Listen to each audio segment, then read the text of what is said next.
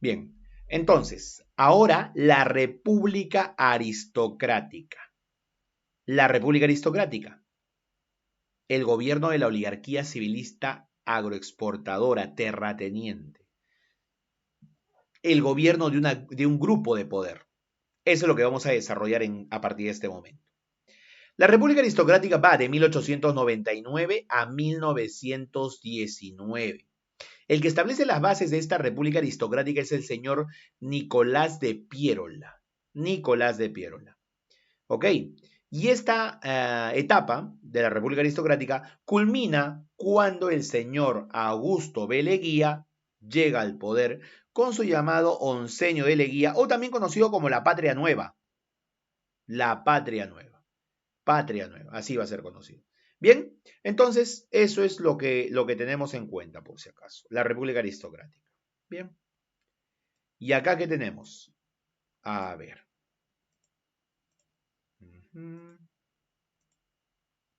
Ya. ¿Qué dice acá? Dice concepto, ¿no? Concepto. Periodo de nuestra historia republicana, otra vez, entre 1899 y 1919. 20 años. Donde el poder estuvo controlado por una oligarquía civilista, grupo de poder, que basaba su poder en la tenencia de tierras. O sea, eran terratenientes, hacendados, gamonales, latifundistas, cualquiera de esos nombres puedes utilizarlo, ¿ya? Cualquiera de esos nombres, porque su poder está en la tenencia de tierras. Gamonalismo. Gamonalismo. ¿Cuáles son las características? Número uno, la dependencia económica hacia el capitalismo inglés, capitalismo británico. Dependencia hacia el capitalismo británico, esa es la primera característica. Esto se ve reflejado en la tenencia de enclaves. Los enclaves son, como decir, transnacionales. Transnacionales, eso es. Las transnacionales. Es como decir transnacionales. Empresas extranjeras que vienen a establecerse acá. Enclaves. Y la mayoría de enclaves son agrarios y mineros. Ahora, con esto yo no quiero decir que el único capitalismo sea el de Inglaterra, el capitalismo británico, no, sino que la dependencia mayor es hacia el capitalismo británico. También hay dependencia hacia el capitalismo norteamericano, estadounidense, ¿no? Que también estaba presente acá e incluso va a comenzar a crecer paulatinamente, tanto así que al terminar la República Aristocrática, la dependencia va a cambiar, ya no va a ser el capitalismo inglés, sino el capitalismo de Estados Unidos, al capitalismo de Estados Unidos. Entonces, eso aclarándolo, por favor. Bien, la mano de obra se controlaba durante la República Aristocrática, se controlaba la mano de obra. Eran los sistemas de explotación de la mano de obra. Sistemas de explotación de la mano de obra. ¿Y qué sistemas de explotación había? El enganche, la habilitación, las correrías y el llanaconaje. Vamos en orden. Enganche y habilitación. Consistía en la entrega de un sueldo adelantado para poder convencer al trabajador que venga a desarrollar su actividad conmigo. La entrega de un sueldo adelantado para poder convencerlo. Luego, poco a poco, le iba debiendo ese sueldo y le iba cobrando cosas que hasta ese momento no le había cobrado. De repente la habitación, de repente el alimento, de repente el uso de algunas herramientas. ¿Ok?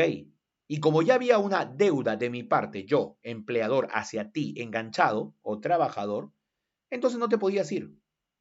No te podías ir, quedabas enganchado al trabajo. Eso era.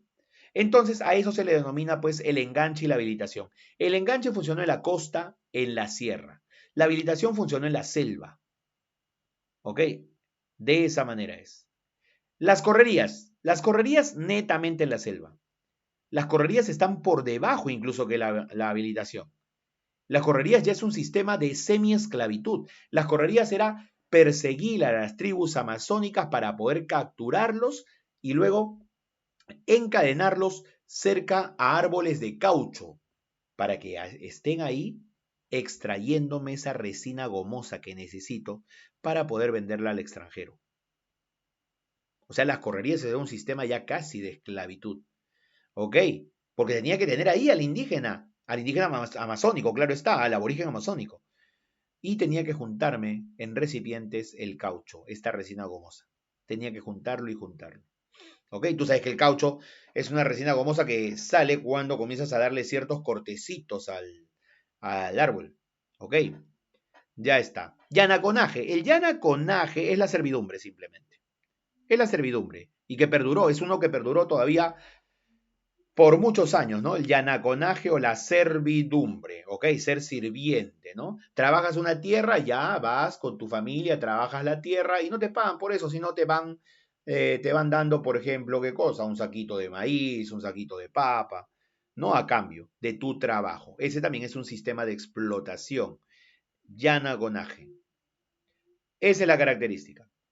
Siguiente característica es el predominio político de un partido, que no quiere decir que todos sean del partido civil, sino que es el predominio político de un partido.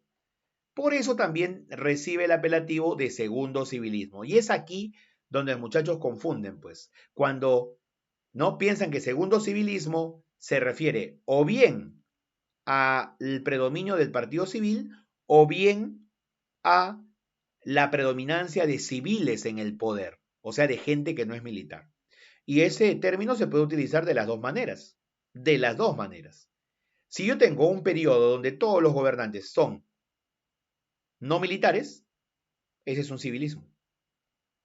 Y si tengo un periodo donde predominan presidentes civiles, o mejor dicho, presidentes que pertenecen, están inscritos en el partido civil, también le podría llamar segundo civilismo, no hay problema, o civilismo simplemente. Así que todo depende del contexto en el cual me pregunten. Todo depende de eso. O sea, la palabra civilismo no es exclusiva. No es exclusiva si es que perteneces o no al partido civil. Durante la República Aristocrática, la principal actividad económica, ¿cuál fue? La principal actividad económica fue la agroexportación. La agroexportación, ya lo dijimos ya. Eso nació, o mejor dicho, se comenzó a desarrollar, a desenvolver en la reconstrucción nacional, ¿sí o no?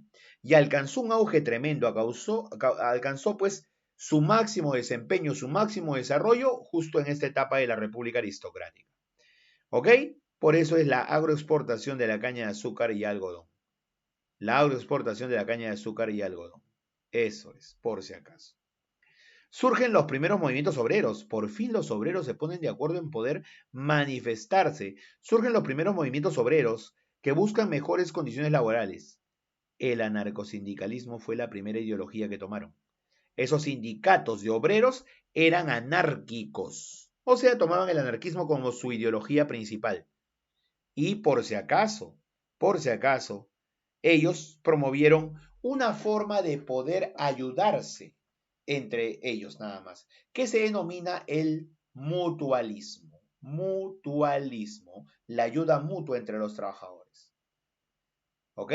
Si a un trabajador le ocurría un despido arbitrario, un accidente de trabajo, se enfermaba o algo pasaba, no se le reconocía por parte del empleador.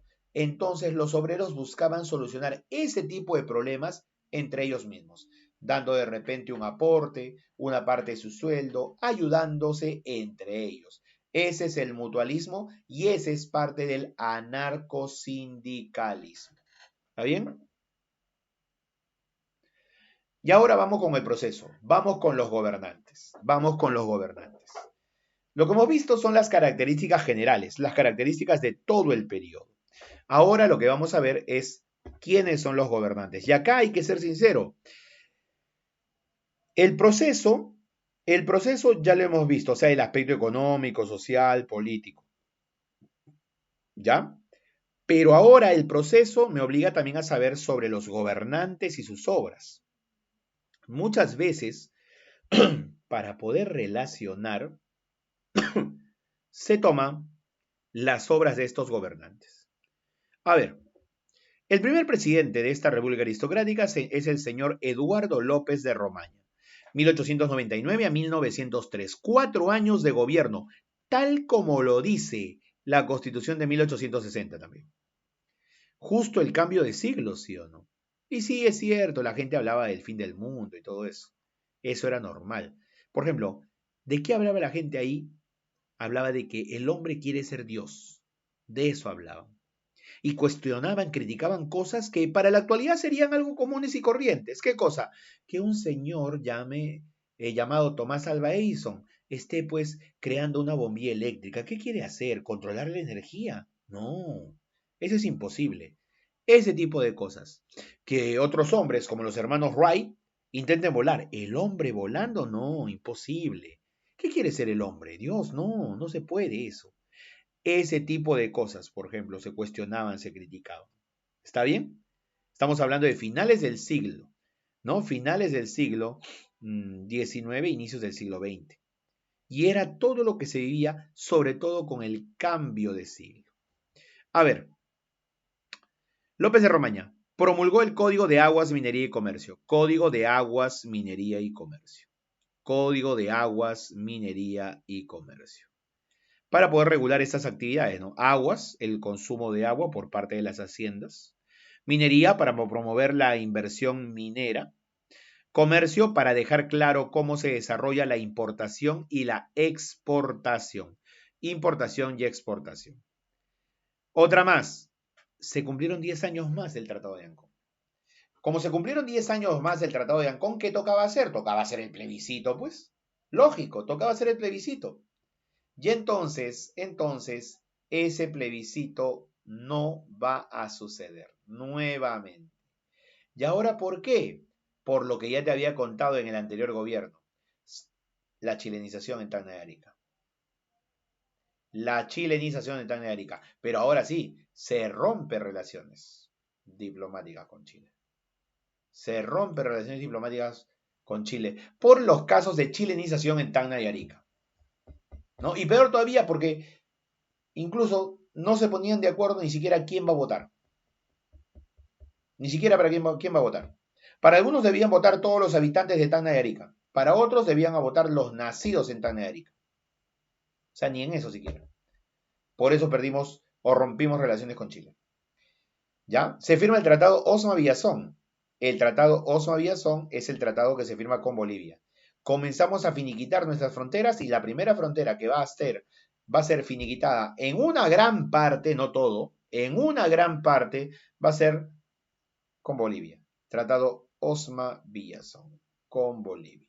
Con eso estamos ratificando poco a poco que Bolivia pues ya, ¿no? Sin ningún problema había adquirido pues a la larga, después de que Bolívar los creó, había adquirido su independencia.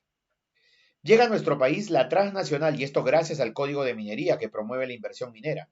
Llega a nuestro país la transnacional, el enclave minero, la Cerro de Pasco Mining Company.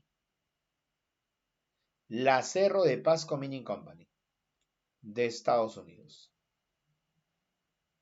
Vienen para acá. ¿Ok? Esta transnacional, la Cerro de Pasco. Y entonces, eso significaba también, ¿qué cosa? Que poco a poco comenzaba a llegar el capital estadounidense a nuestra tierra. Comenzaba a llegar el capital estadounidense a nuestra tierra. ¿Está bien? Comenzaba a llegar el capital estadounidense a nuestra tierra. ¿Qué más? Fundó la Escuela Nacional de Agricultura. Esta escuela ya existía. Ya existía. Lo que pasa es que ahora esta escuela, con el gobierno del señor Eduardo López de Romaña, agarra y pasa a ser esta universidad, que tiene este simbolito de aquí, o que acá están sus siglas, y que algunos o varios de ustedes ya lo deben tener claro y deben saber qué cosa es. ¿Ok? Es la Universidad Nacional Agraria de La Molina. La Universidad Nacional Agraria de La Molina, la UNAL. Eso es. La Escuela Nacional de Agricultura se convierte ahora sí en lo que es la Universidad Agraria de La Molina. Eso es lo que vamos a tener con Eduardo López de Romaña. ¿Ok? Ahora, otra cosa con Eduardo López de Romaña. Vas a encontrar que varias de las obras de Nicolás de Piérola, él también lo tiene. Él también lo tiene. ¿Y eso es posible? Claro. ¿Sabes qué palabra vas a encontrar con Eduardo López de Romaña? Consolidación, ratificación. Eso vas a encontrar. O sea, por ejemplo, Pierola creó la Sociedad Recaudadora de Impuestos y entonces el señor López de Romaña le dio consolidación de la Sociedad Recaudadora de Impuestos. ¿Ok? Si Pierola estableció el patrón de oro con la libra peruana de oro, López de Romaña ratificó el patrón de oro. Ratificó el patrón de oro. O sea, lo utilizó. Si Pierola fomentó la extracción cauchera, López de Romaña fomentó la extracción del caucho. ¿Ok? O sea, siguió promoviéndolo. Muchas de las cosas, ¿no? Lo va a hacer.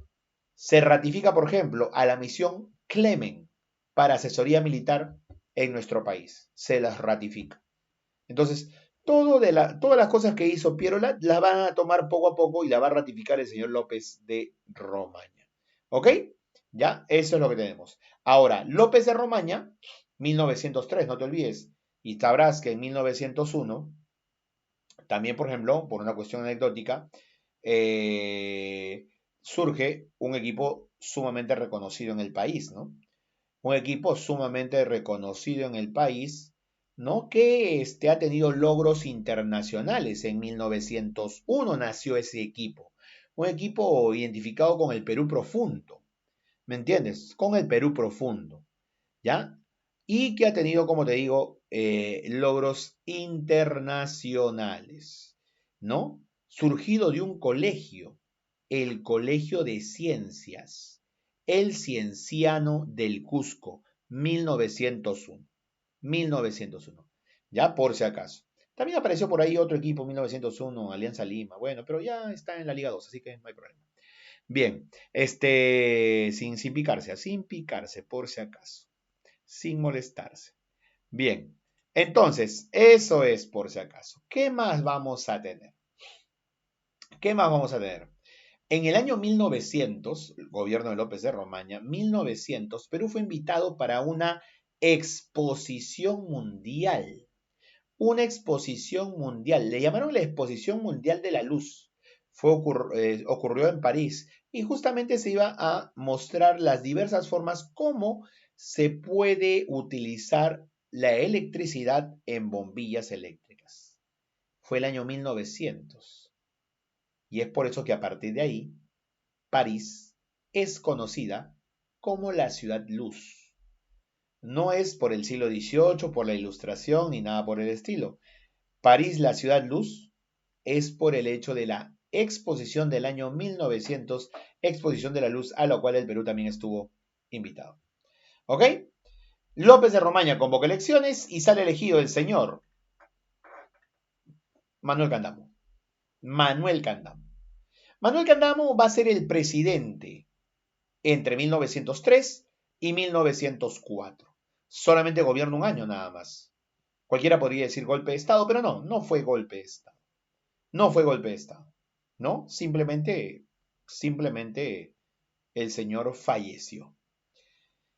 En ese poco tiempo que estuvo en el poder Manuel Candamo, ¿qué es lo que vamos a tener? Dice, ¿no? Gobierno efímero que termina abruptamente por la muerte del presidente, a los pocos meses de asumir el poder. Tuvo a José Pardo y Augusto Beleía como miembros de su gabinete. El señor Manuel Candamo era un leguista antiguo. Y este señor Manuel Candamo va a convocar a los jóvenes civilistas, a participar de su mandato. Agarró y convocó a José Pardo y Barreda, hijo de Manuel Pardo y Lavalle, para que sea uno de sus ministros, y José Pardo convocó a un amigo suyo que no era del Partido Civil, pero era un hombre que se conocía a la mayoría de ellos, y lo va a convocar también para que lo acompañe. Augusto B. Leguía. Augusto B. Leguía. Lo va a transformar en miembro de su gabinete, o sea, ministros, como te digo. ¿Qué más va a tener? Va a tener el señor Manuel Candamo la construcción del primer tranvía eléctrico de Lima. El primer tranvía eléctrico de Lima. ¿Ok? El primer tranvía eléctrico de Lima. Eso es, por si acaso. El primer tranvía. Eso también vamos a tener, el primer tranvía. ¿Qué más vamos a tener? Falleció en Arequipa, siendo reemplazado por Serapio Calderón. ¿Quién convocó a elecciones? Serapio Calderón es su vicepresidente. Y no se quedó en el poder. Simplemente agarró, ¿qué cosa? Agarró, convocó elecciones. Y al convocar elecciones, el civilismo, como acaba de perder a su presidente, y uno de los más queridos de Manuel Candamo, que tanto así que lo llamó a ser parte de su gabinete, era José Pardo, entonces el civilismo decidió de que José Pardo debería tener la oportunidad de poder gobernar. Y entonces lo postularon a la presidencia. Lo postularon a la presidencia a José Pardo y José Pardo de esa manera podrá llegar al poder. Podrá llegar al poder. Y aquí tenemos entonces el primer gobierno del señor José Pardo y Barreda, 1904 a 1908. 4 al 8, terminó su mandato. Terminó su mandato. José Pardo, al igual que su padre, al igual que su padre, un hombre preocupado tremendamente por el desarrollo de la educación. Un hombre preocupado por el desarrollo de la educación. ¿Está bien? Él agarró y, por ejemplo, ¿qué cosa hizo? Él agarró y promovió el desarrollo de la educación a través de ¿qué? La construcción de escuelas públicas. Gran política de construcción de escuelas públicas. Ahora, dentro de esas escuelas públicas, dentro de esas escuelas públicas, vas a tener ¿qué cosa? Vas a tener la creación de las escuelas nocturnas, que era en un primer momento solo para obreros, nada más, solamente para obreros eran, nada más, solo para obreros, pero que después ya va a tener otra implicancia. Otra implicación. ¿Por qué? Tú sabes que ahora una escuela nocturna puede ser para cualquier persona. ¿Ok? ¿Ya? Para cualquier persona. Eso es. Pero acá eran las escuelas nocturnas, por si acaso, para obreros, para poder terminar la formación de los obreros, que se dedicaban en las mañanas a trabajar y en la noche entonces tendrían que estudiar. También tenemos la Escuela de Artes y Oficios. La Escuela de Artes y Oficios hasta la actualidad sí funciona, pero ya con otro nombre.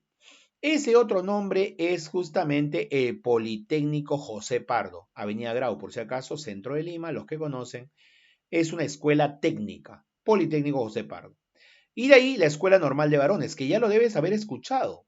Lo que pasa es que esta Escuela Normal de Varones, la primera de todas, fue creada en el tiempo de el Protectorado de San Martín, 6 de julio de 1822. Pero ahora nuevamente una escuela normal de varones, refundada, claro, porque esta ya se transformará en lo que posteriormente será la UNE. La UNE es la Universidad Nacional de Educación, más conocida como Enrique Guzmán y Valle, La Cantuta. Enrique Guzmán y Valle, La Cantuta. ¿Ok? Manifestación popular de la Federación de Panaderos Estrella del Perú. De hecho, la Federación de Panaderos Estrella del Perú, la Federación de Panaderos Estrella del Perú, se va a manifestar celebrando el 1 de mayo y agrupando no solamente panaderos, sino distintos rubros, ¿no? Distintos rubros en cuanto a lo que es trabajo. ¿Ok? Además, por esta manifestación que hubo, ya de alguna manera se estaba pues preveyendo que posiblemente las manifestaciones sociales sean cada vez más, ¿no? Puedan crecer. Y es ahí donde se va a establecer el mandar a elaborar un proyecto de legislación laboral. El proyecto de legislación laboral del señor Matías Manzanilla, un abogado sanmarquino, señor Matías Manzanilla, va a ser el encargado de elaborar este proyecto de legislación laboral, donde se va a tomar varios puntos que requieren ser brindados a la población trabajadora del país. Es que lo que pasa es que los obreros en aquel tiempo trabajaban 14, 16 horas sin ningún beneficio. No había descanso dominical, era como un día más. No había horas extras. ¿Ok? No había de beneficios ni labores, ni una ley de accidentes de trabajo, nada había. Recién en el proyecto de Matías Manzanilla, proyecto Manzanilla, ahí se va a establecer algunos de los puntos que sería necesario colocar a favor de un obrero. Ahí recién se tomará en cuenta eso. Pero solamente quedó en proyecto nada más. Solamente quedó en proyecto. Nada de eso se aplicó todavía. Se fortalece la Marina de Guerra del Perú. Se fortalece la Marina de Guerra del Perú con la compra de cruceros. El crucero Grau y el crucero Bolognesi. ¿Ok? El crucero Grau y el crucero Bolognesi. ¿No? Acá estamos dándole mayor índole a la Marina de Guerra. Leguía, Augusto B. Leguía, su gran amigo, fue su ministro de Hacienda. Tú sabes que el ministerio más importante es el Ministerio de Hacienda. Maneja todas las demás carteras, todos los demás gabinetes. O bueno, ministerios, discúlpame. Y jefe de gabinete, claro, el señor Leguía, que luego renunció en 1907 para postular a la presidencia. Y por si acaso, renunció para postular a la presidencia, pero ya por su parte, ¿ah? Disculpa, ya representando al civilismo. O sea, Leguía en algún momento de la historia ha sido civilista, claro que lo ha sido. ¿Y esto por qué te lo digo? Porque posteriormente se convertirá en enemigo del civilismo. Se convertirá en enemigo del civilismo. Así es. ¿Ok? ¿Qué más vamos a tener durante este tiempo? Vamos a tener, por ejemplo, lo referente a, ¿ya? Lo referente a la inauguración de la Plaza Bolognesi, gran polémica por esta inauguración. La Plaza Bolognesi, los que conocen, pero Plaza Bolognesi está en Paseo Colón, Alfonso Ugarte. ¿Y qué pasó? La primera estatua de Bolognesi que se colocó ahí es esta, la que estás viendo aquí. Lo que los escultores querían manifestar era Bolognesi en su último cartucho. Bolognesi en su último cartucho. La verdad, cuando la gente miraba esto, agarraba y le daba risa. Y había burlas. Parecía un Bolognesi de cualquier forma. Hasta ebrio decían. Por eso con el tiempo se va a cambiar y se pondrá esta imagen de acá. Esta escultura de acá. Bolognesi con la mano arriba y la bandera. ¿Entiendes? Entonces, eso se cambió. ¿Y el original dónde está, profesor? Este original sí lo has visto. Yo estoy seguro que sí lo has visto porque se encuentra en el Real Felipe. Entrando al Real Felipe, lado izquierdo, primer punto de para, lado izquierdo por si acaso, ahí se encuentra esta esta escultura de Francisco Bolognesi, por si acaso. ¿Está bien?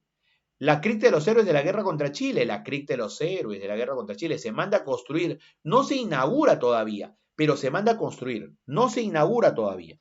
Que en este caso es la cripta de los héroes de la guerra contra Chile, que es esta construcción magnífica que ves aquí, y ubicada en el cementerio Matías Maestro, el presbítero maestro, el cementerio. Acá están enterrados todos los héroes de la guerra contra Chile. Esto de acá es una gran cúpula que sobresale a toda la construcción y en la parte interior incluso tiene, ¿qué cosa? Tiene parte subterránea. Parte subterránea. La Avenida La Colmena, también conocida como Avenida Nicolás de Piérola, en el centro de Lima, La Colmena, Piérola, donde se encuentra pues la sede central de la Universidad Nacional Federico Villarreal. Al término de su mandato salió elegido Augusto B. Leguía, que a su vez representaba al civilismo. Aquella vez representaba al civilismo, por si acaso. Se vuelve enemigo por lo mismo que es político, pasa algo para ello.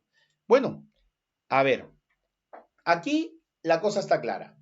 Leguía se da cuenta de la capacidad de seguidores que puede tener dentro del propio partido civil donde él es invitado, donde él había sido invitado.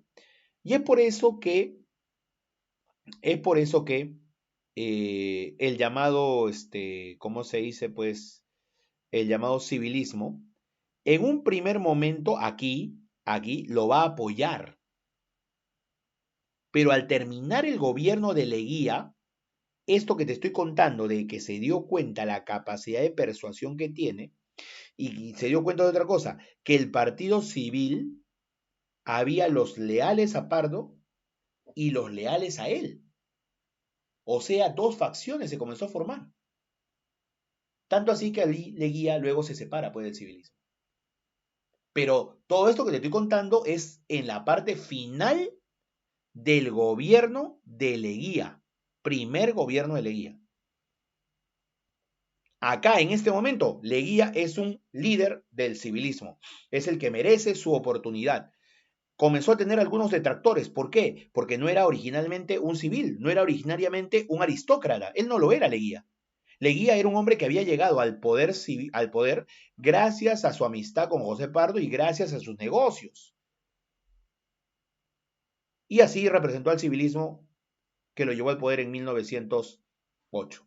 Acá unas fotografías de la época, ¿no? Unas fotografías de la época.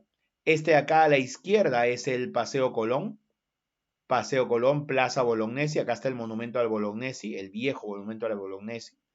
¿Ya? Paseo Colón. El de acá viene a ser el centro de Lima, Girón Conde de Superunda. Para los que conocen, es la que pasa por la entrada del Palacio de Gobierno. Y esta de acá sí creo que sí la pueden reconocer tranquilamente. Sí la pueden reconocer tranquilamente. Esta es recontra conocida. Este es Lima a inicios del siglo XX. Este es Lima, la Plaza de Armas. La Plaza de Armas de Lima. Acá está la catedral. La Catedral de Lima. Y este era la Casa de Gobierno. O sea, donde está construido hoy Palacio de Gobierno. ¿Ok? Ya, por si acaso. Esta es la Plaza de Armas. Ahora, tenemos el gobierno de Augusto B. Leguía. Augusto B. Leguía representa el civilismo entre 1908 y 1912. Ganó la presidencia representando al Partido Civil, eso no lo vamos a negar. En algún momento de su historia, Leguía representó al civilismo. Luego renegará de ese civilismo. El primer punto de su gobierno va a ser el Día del Carácter. Un grupo de pierolistas, no liderados por Nicolás, sino por, dicen, el tío y el sobrino del califa, intentará acabar con el gobierno de Leguía. Lo secuestraron. Y le quisieron obligar a firmar su renuncia, a lo cual Leguía se opuso tenazmente, arriesgando su vida. Y gracias al apoyo de la gendarmería, hoy policía, lo pudieron liberar. Y por todo ese acontecimiento en el cual no se dio a firmar su renuncia, se le reconoce como el Día del Carácter. Intento pierolista de obligar a firmar su renuncia a Leguía. Día del Carácter. ¿Ya? ¿Qué más? Sacó uno de los puntos del proyecto Manzanilla, ¿te acuerdas? El proyecto Manzanilla. Sacó uno de los puntos y promulgó la ley de accidentes de trabajo. Por primera vez un beneficio para los obreros, la ley de accidentes de trabajo. Si te ocurre algo, ¿ya? Si te ocurre algo en el trabajo, es responsabilidad del empleador. Primera huelga general liderada por los obreros de la fábrica textil Vitarte. Ahora sí. La anterior, la de Federación de Panaderos Estrella, es una manifestación en apoyo al 1 de mayo. Pero esta de acá es una huelga. Es una huelga, propiamente dicha. Es una huelga. ¿Ya? Incluso acá lo debí poner al revés. Primero es la huelga y luego es la ley de accidentes de trabajo. Porque la ley de accidentes de trabajo sirvió un poco para amenguar, tranquilizar los ímpetus del sector obrero en 1911, que es el momento que se daba esta huelga general. Y si me hablan de Leguía, me hablan de el personaje, el presidente, que tuvo la mayor cantidad de problemas limítrofes. Me hablan de él, así es. Me hablan de él. Del que tuvo la mayor cantidad de problemas limítrofes, siempre. Problema con Chile, el incidente de la corona fúnebre. El incidente de la corona. Inaugurábamos la cripta de los héroes de la guerra contra Chile. Inaugurábamos lo que mandó construir José Pardo, lo inaugurábamos. Y Chile nos manda una corona de flores, de regalo. Es una falta de respeto. ¿Quién mató a mis héroes? Chile. Y Chile me manda una corona de flores. Eso es imposible. ¿Ok? Incidente de la corona fúnebre. Con Bolivia firmamos el Tratado de Límites Polo Bustamante. Se finiquita la frontera con Bolivia, incluido el lago. El lago también se divide. Entonces, esto de acá, el Tratado Polo Bustamante, consolida el primer tratado que firmamos, que es el llamado Tratado Osma-Villazón. Con Brasil, el Tratado Velar de Río Branco. Se finiquita la frontera con Brasil. Ya no hay problemas con Brasil. Se finiquita la frontera con Brasil. Tratado Velar de Río Branco. Con Colombia tuvimos la batalla de la Pedrera. Batalla de la Pedrera, señores. Batalla de la Pedrera. Fue una confrontación, un enfrentamiento con el señor, o bueno, liderado por el señor Benavides, Óscar Benavides, líder de las tropas peruanas que se enfrentaron a Colombia. Batalla de la Pedrera con Colombia. También tuvimos problemas ahí. No finiquitamos nada, no firmamos nada, eso todavía demorará cerca de unos 20 años más. Con Ecuador, pedimos el arbitraje sobre límites, con Ecuador, arbitraje del rey de España, que el rey de España dé su punto de vista sobre las intenciones ecuatorianas de querer tener libre salida soberana al río Amazonas. Luego, cuando los ecuatorianos se dan cuenta que esa intromisión extranjera, ese documento enviado por el rey de España iba a ser favorable al Perú, renunciaron a cualquier intromisión extranjera los ecuatorianos. Tuvimos problemas limítrofes con todos. Otros hechos relevantes que se dan en el gobierno de Augusto B. Leguía es el descubrimiento de Machu Picchu por Hiram Bingham, descubrimiento científico en realidad, por Hiram Bingham, que le dio el conocimiento de todo esto a la Universidad de Yale, allá en Estados Unidos. Y también se da la acción destacada de Jorge Chávez, arriba, siempre arriba, hasta las estrellas. Jorge Chávez Darnell, quien cruzó los Alpes, pero al momento de estar ya aterrizando, tuvo problemas, no controló su nave y cayó con fuerza al suelo, tanto así que lo llevó a la muerte. Jorge Chávez Darnell, ¿no? Jorge Chávez Darnell, el peruano que nunca conoció el Perú y que le da el nombre a nuestro aeropuerto, ¿no? Aeropuerto Jorge Chávez Darnell. ¿Ok? Eso va a ser. También ocurre el accidente del Titanic, no te olvides, ¿ah? El accidente del Titanic, no te olvides, en el Atlántico Norte ocurre el accidente del Titanic, 1912. Y aquí es donde te decía lo que me preguntaste y una vez respondí. Leguía se da cuenta que habrá dos facciones dentro del partido civil. Los leales a Leguía y los leales a Pardo. Dos facciones. Y los leales a Leguía, pues, son los que saldrán del partido civil. Y Leguía, para dejar las cosas bien claritas, hace todo lo posible para que el siguiente gobernante no sea uno del partido civil. Postularán a la presidencia Antero Aspíllaga del partido civil y Guillermo Billinghurst del Partido Demócrata de Piérola. Y adivina quién gana. Billinghurst. Es el único presidente que no pertenece al civilismo y gobernará de 1912 a 1914. 2 años nada más. Le dieron golpe de Estado. No aguantaron los civilistas. Billinghurst representó al Partido Demócrata. ¿Ya? Al Partido Demócrata. El Partido Demócrata, no te olvides de Nicolás de Piérola. Y derrotó a Antero Aspíllaga del Partido Civil. Ya está. Leguía se fue del país, se fue a Estados Unidos. Y se fue a Estados Unidos viviendo la mejor época de Estados Unidos, los dorados años 20, los felices años 20. Establece las 8 horas de trabajo. Billinghurst, las 8 horas de trabajo, claro, pero solamente para los obreros del muelle y dársena del Callao. Solamente para los obreros del muelle del Callao, solamente para ellos. 8 horas de trabajo. Por fin alguien establece las 8 horas de trabajo. Acá el sector empleador ya se estaba preocupando. 8 horas de trabajo, ya comienzan a darse los beneficios para los obreros. Eso para cuestionar. Promulgó la ley de reglamento de huelgas, o ley de huelgas que se dice, ley de huelgas, por el cual las huelgas se vuelven algo normal, aceptable dentro de la vida jurídica de los trabajadores, dentro de la vida jurídica de los trabajadores, por si acaso. ¿Ya? A ver. Ya. Tal como se dice, las 8 horas de trabajo a nivel nacional. A nivel nacional. Eso se tendría que decir. Las 8 horas de trabajo a nivel nacional. Eso es. Acá es 8 horas de trabajo para los obreros del muelle y dársena del Callao. O para los obreros del Callao, nada más a veces le ponen. ¿No? Se enfrentó al Congreso de mayoría civilista. Claro, el Congreso estaba de mayoría civilista. Y leguista.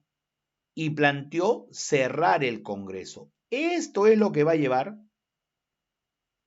a problemas. El planteamiento de Billinghurst de querer cerrar el Congreso. de querer cerrar el Congreso. Ahora, uno podrá decir, profe, pero si ganó Billinghurst, ¿por qué la mayoría no puede ser del Partido Demócrata? Porque no te olvides que para ese tiempo se escogía presidente más no Congreso. El Congreso se renovaba por tercios. Cada vez que había una nueva elección a presidente, solamente se cambiaba un tercio del Congreso. Y en el siguiente gobierno, un tercio del Congreso. Y en el siguiente gobierno, un tercio del Congreso. Así era, renovación por tercios, por si acaso. Planteó cerrar el Congreso e incluso mencionó Billinghurst, conocido por la gente cariñosamente como pan grande, prometía que este alimento nunca iba a faltar en la mesa de su hogar, de la gente.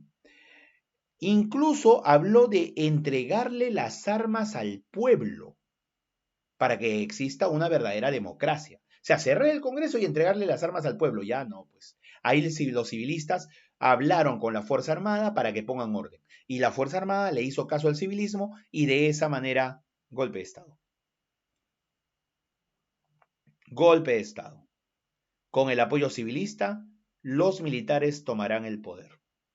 Los militares dirigidos por Óscar Benavides. Óscar Benavides. Él es el mismo que enfrentó a Colombia en la batalla de la Pedrera. En la batalla de la Pedrera, ¿te acuerdas? Gobierno de Leguía, el mismo. Ahora derrocará a Guillermo Billinghurst pan grande. Y Óscar Benavides llegará al poder. Y gobernará entre 1914 y 1915. Un añito nada más. Un añito porque entró a poner orden ahí en el gobierno. ¿No? Derrocado Billinghurst, después de eso que pasó, se formó una junta de gobierno. Esa junta de gobierno estaba a cargo del coronel, discúlpame, Benavides. A cargo del coronel Benavides. Ya está, hasta ahí todo normal. Posteriormente el Congreso le atribuye el término de presidente provisorio. Ya no encargado, sino presidente provisorio. Presidente provisorio. ¿Ok? ¿Qué cosas ocurren en ese efímero gobierno del señor Benavides? Ocurre el problema de la Bray Pariñas. ¿Te acuerdas de la Bray Pariñas que la habían adquirido los de la London Pacific por 99 años? ¿Te acuerdas? Reconstrucción Nacional. Ya pues, ¿qué pasó ahora? La IPC puso plata. La IPC se la va a comprar a la London Pacific. Se la va a comprar. La London Pacific era de Inglaterra, la IPC es de Estados Unidos. La de Estados Unidos compró la Bray Pariñas a la London Pacific. ¿Y dónde se genera el problema, profesor? La London Pacific nos tenía deudas a nosotros, al Estado peruano. Y entonces, como tenía deudas con el Estado peruano, entonces, no va a quedar otra más que pagarnos. Pero la IPC, que acaba de comprar la Bray Pariñas, no quiere. No acepta esa deuda, no la reconoce. Por eso el Estado peruano con la IPC tuvieron que irse a tribunales internacionales que están en París para que tomaran una decisión. Y esa decisión recién se sabrá en el gobierno de Augusto B. Leguía. Acá es el problema de la Bray Pariñas. En el tiempo de Leguía, por eso tú vas a encontrar algo llamado el laudo de la Bray Pariñas. En el segundo gobierno de Leguía, claro está, y lo enseño. El laudo de la Bray Pariñas, que es la solución a este problema que se inició acá. Se iniciará a nivel internacional la Primera Guerra Mundial, es cierto. Se inicia la Primera Guerra Mundial.